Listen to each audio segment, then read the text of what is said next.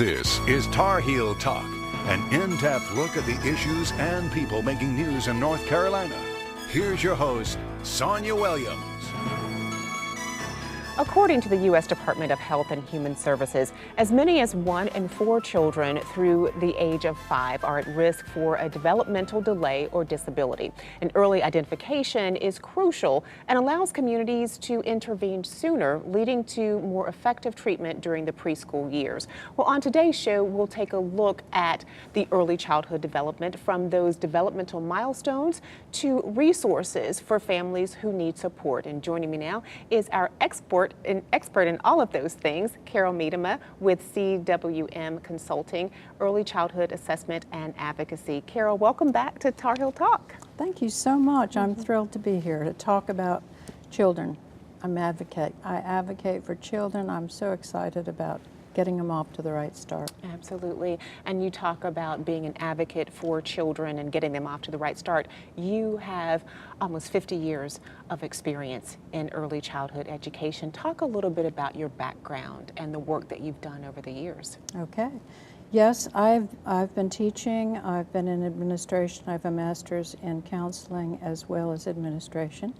And I have worked in the classroom. I've worked with children in various capacities. I've worked with learning disabled children and done administration at the elementary level and middle school. And when you talk about working with children who need that additional support, I know a lot of times you have parents who may be a little anxious about that. Where do families start with getting support for their children? Good question. The earlier a child gets assessed, the better, because we want to know where they would best be placed in a classroom situation, whether it be in a child care center or in a school setting. I work with ages 3 to 10. So, and I do a developmental screening that looks at really the whole child. I want to see how the child's eyes and hands work together with his or her brain to accomplish certain tasks. I want to identify their language, how much of the English language they understand, receptive language, and expressive language, how much of that they can communicate. And then I like to assess attention, also math and problem solving, how they can work through problems using their cognitive skills in that arena as well. So as a parent, how do you know when your child needs or might need a developmental screening? I look to teachers as good support and good identification. It's interesting, both in the parent situation and in the teacher situation. They both have instincts. Something just doesn't seem to click like it maybe does with a neighbor or another student in the class. They can't quite put their finger on what it might be, but that to me is the greatest trigger to say, let's look at a few things. Then I like to get the concerns of the parent, what the parent might think and be wondering about. It's wonderful to wonder. And as parents, we've all been there. Absolutely. And teachers, their instincts are so good, but there just doesn't seem to be something that is going as well as it might be. Wonder what's going on. Can you help me with that? That's great. It's a great place to start. So parents should trust their gut. Absolutely. And a lot of times we know when there's something going on with our child. That's true. And then that's where you come in to do those developmental screenings to kind of dig a little deeper and see what might be going on. Exactly. What are some of the things that you look for when you are screening a child? Okay. In the developmental screen, I'm looking at the language piece, how much they understand, the receptive language, how much they're able to communicate, use their vocabulary, use their words in explaining an emotion they might have or a request that they might have. Also how they might be able to use an implement. If a child is 4, 5, or 6, for example, I might have them not only build blocks and work with concrete examples of working with the hands and in a gross motor way, but also working with a pencil to see how they can work and do certain things with pencil. And then I do some gross motor things, throwing a ball, that sort of activity that would use their gross motor skills. And so what are some of the things that, when you talk about using a pencil, throwing a ball, what are those things telling you as an early development expert? Okay. Using a pencil, for example, there are a lot of school situations and child care centers that are putting pencils in children's hands at a very early age. Children, for example, need a lot of fine motor strengthening activities to develop those muscles so they're ready to use a pencil, to do a task with a pencil. So, yet I want to see where they are in the developmental process. Where are they working with their hands with concrete examples? And then show me how they handle a pencil when given a pencil to do something with one. Right. So a lot of times, I know we were talking a little bit beforehand, a lot of times when children have those developmental delays, a lot of times they are associated with vision issues. Talk a little bit about that. Yes, vision and the 5 senses are really crucial in looking at any learning that we children, adults might do. And vision is the biggest one that happens to be. Actually, the most recent data was 1 in 4, and they call it a hidden example of creating a learning issue, because there are so many variations on vision.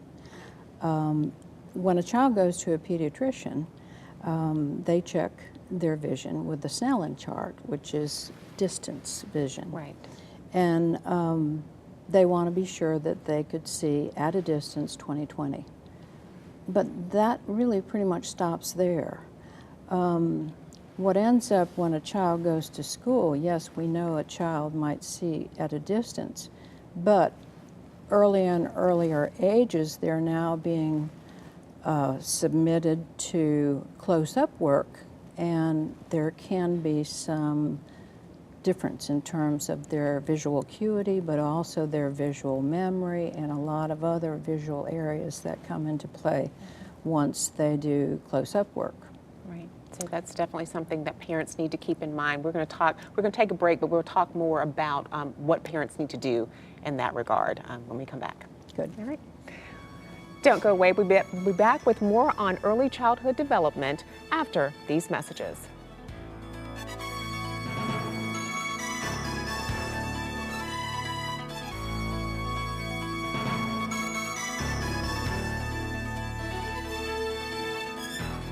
Today we're taking a closer look at early childhood development, from those developmental milestones to resources for families who need support. And with us again is Carol Miedema with CWM Consulting, Early Childhood Assessment and Advocacy. Thank you again, Carol, for being with us. You're welcome.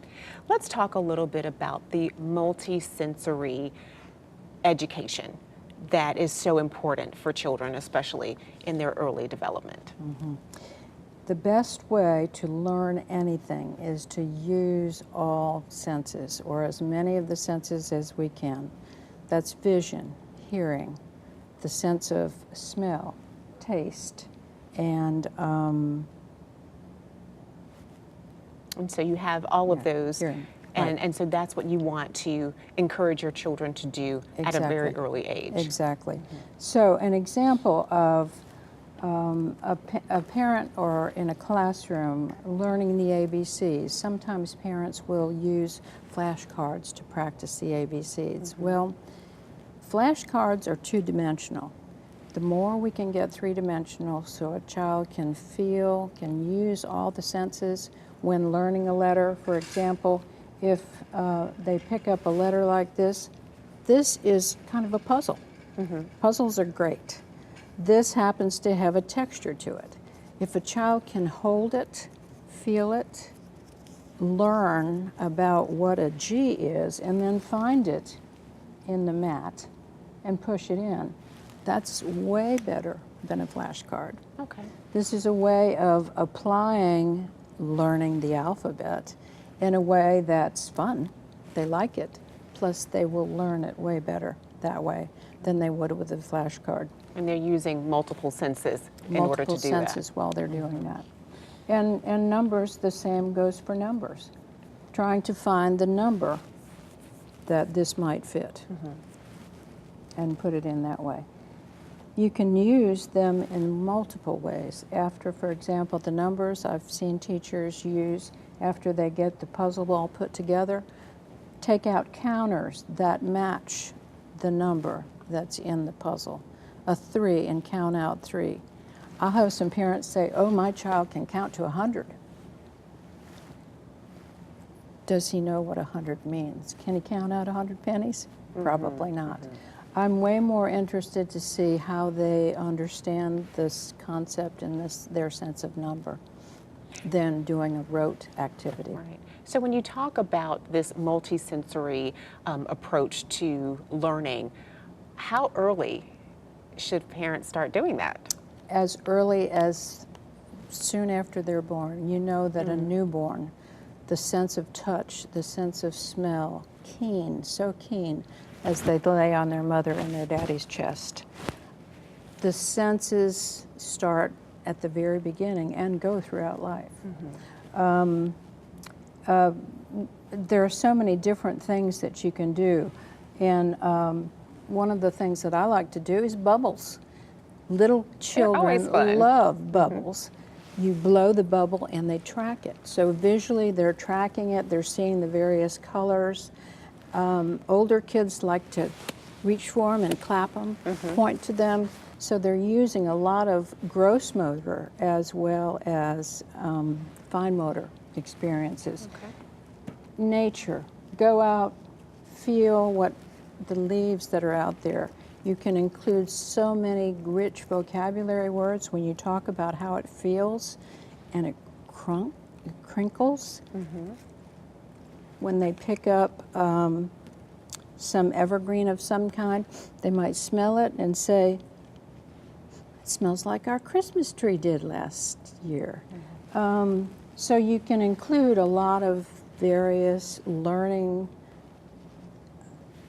vocabulary words and connections too, just like the evergreen reminded the child of the Christmas tree. Right. And I think that's an important point because a lot of times we as parents may not think that moments like that are educational and learning opportunities. So it's kind of important for us to be reminded that you can look for those educational opportunities everywhere you go. Absolutely. And the more rich language you include in your everyday work with the baby, and as they mature, you can talk about everything. They will internalize vocabulary that you had no idea they were old enough to internalize. And those are wonderful opportunities. I will share with you, this is the all-time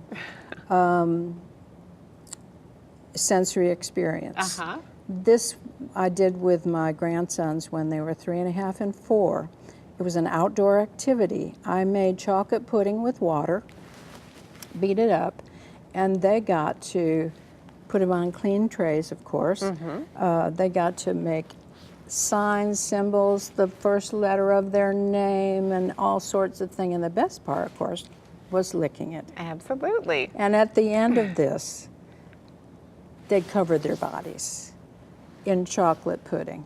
They had so much fun. Of course, we had to hose them off, but this was the ultimate multisensory activity. And you know, I text that picture actually to one of my grandsons, and when he was 17, he said, I remember that. I remember that. You So don't just forget experiences absolutely like that. a great way to get all of the senses Right, involved right. in a learning opportunity. Right. Yeah. So let's talk a little bit about some of the roadblocks that families can encounter. Okay. Some roadblocks include too much too soon. There are a lot of schools that might be, as I mentioned, the writing piece, maybe too early. Much rather see lots of fine motor strengthener activities with puzzles, with blocks, with small items, Legos, and that sort of thing to strengthen those small muscles. Too much too soon in terms of technology. The screen time that children are exposed to is way too much. And that's a challenge. It's a challenge. Infants up to the age of 2 should not, the Pediatric Association says none up until the age of 2, and then really limit it from then on. It is a struggle for parents, I understand. But visually, I have seen in my work with children over the last 7, 8 years, there is a decline in their ability to focus and visually reproduce things that they used to be able to do pre-screen time. Okay. That's just one of the things that compound that experience. When you talk about screen time and limiting it, what would be a good, I guess, a good guide in terms of how much time your child should spend either on a video game or with a electronic device? Okay, one recommendation by pediatricians and educational specialists, every hour that you spend, whether it be on a screen or in an academic writing situation or viewing the smartboard, every hour of those things, at least 10 minutes, every 10 minutes you need to break away. You need to visually make a transition to someplace else so that you can give your eyes a break. The eyes are being infected as well as the brain. Wow, so definitely a lot of information that parents need We to should be aware also of. drink water every hour. The whole body is so important in how they can learn and adjust to input and to making one transition after another. Absolutely. And so many of the schools too have had to, in boosting up their academics, have diminished recess. Possibly PE has been reduced. Right. Play is really being impacted, at least child's ability to self-decide what they want to explore and do. These things are taking its toll on children because children learn to regulate by making choices rather than having everything defined for them. Right. Children today go to sports, they go to music lessons, they go to one scheduled activity after another, and that takes its toll on these little people. But it's kind of the way we're living. And we've got to be ever so mindful that it's not necessarily in the best interest of our little folks. Absolutely. We're going to take a break. We'll talk more in just a minute. Okay. All right. Don't go away. Tar Heel Talk will continue after these messages.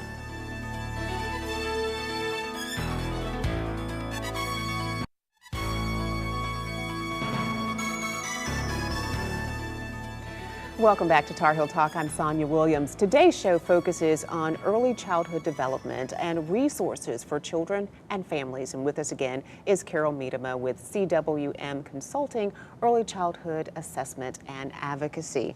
And Carol, before the break, we were talking about some of the things that families can do, that parents can do to help engage their children in learning opportunities that aren't so traditional but can still be engaging and educational using a multi-sensory approach. Talk a little bit more about some of the things that families can do, that parents can do to help support their children in their early learning. Using the outdoor environment is just one of the best ways that parents can go with their children and explore a park and explore nature. This can be done just with the family and children, or it can be done with two families together. It's an optimum way of getting outside in the fresh air, which is so important with so much of their time spent inside. Parents are more cautious about letting the children play outside without being supervised, but whenever a family can do outdoor activities together, that's great. And as I shared some examples of how they can use language and exploration during that time, it's wonderful. Raleigh has so many great places, as well as the Children's Museum in Durham, where people can go and do things as families that are not screen related and really use the senses to learn more. Which is so important for our little ones in particular. When you talk about options for help and resources, where do parents start? Collaborating with the people in the child care center or the school, whatever the age child is. Have the teachers talk about what their concerns might be about a child. In a parent conference, a parent may raise a concern about it, something they've seen at home that just makes them wonder, should we look further? What do you recommend? And then give a list of what their concerns are and share with the parent and teacher. Have the teacher look and give examples of how it might play out in the classroom or on the playground if it's social, or in a way that maybe we should take a look. And that's where experts like you come in to provide those developmental screenings. How can people find out more information and connect with you? Okay, my email address and my telephone number are listed there. You can send me an email, and I'm happy to talk with any parent or a teacher who might want me to come in. I've done some workshops for teachers and explaining what we're really looking at in terms of developmental stages. Sometimes teachers just need to be reminded of what children can and cannot do at this particular time, and what to look for as being a little bit out of sync with where they need to be. The earlier we can identify some area that doesn't seem to be functioning as strong as their other areas, and put in place some steps to improve those areas by using their strengths, the child is more successful. And the earlier the better. Once a child is at later elementary and middle school, they're a little more sensitive about, do I have to go to a tutor or that sort of thing. Early on, it's all game sort of approach, and the earlier child, the younger child, just loves it to do the activities that reinforce the learning. And people can connect with you, like you said, via your email, cwmiedema@gmail.com, or they can call 919-847-0390 and certainly get some guidance from you as well. We have about a minute left in the program. What final, we want to thank you so much for taking the time to be with us and to share your wealth of knowledge, and thank you for supporting all of our kiddos, our little ones throughout the state. That's so exciting for me. The earlier we can get children on the right track, absolutely, is what we want. Great. Thank you. That's it for this week's Tar Heel Talk. I'm Sonia Williams. Thanks so much for watching. We'll see you again next week.